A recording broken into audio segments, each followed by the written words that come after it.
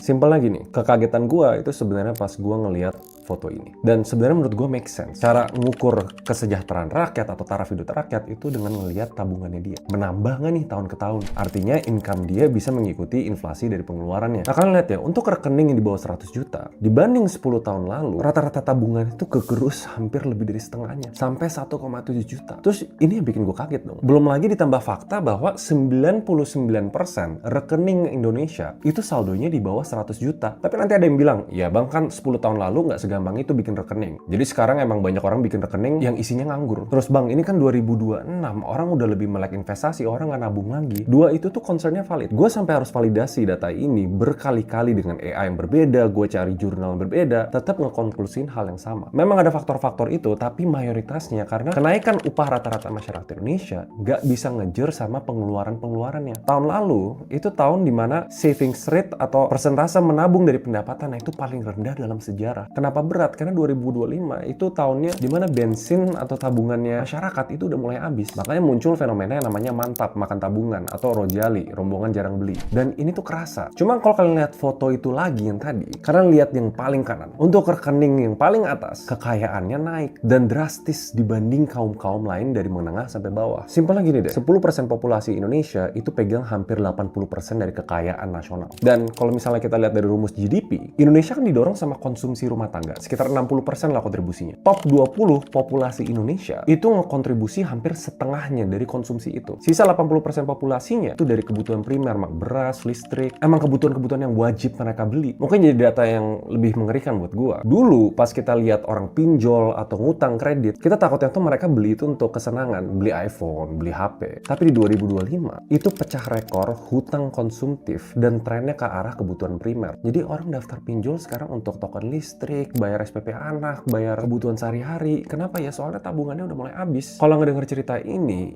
kenapa di awal gue bilang 2026 itu tetap bakal berat untuk mayoritas dari kalian. Mungkin nggak seberat 2025, tapi setidaknya nunjukin satu hal yang clear banget. Yang untuk segelintir kalian yang nonton video ini akan bikin tahun 2026 jadi tahun terbaik di hidup kalian.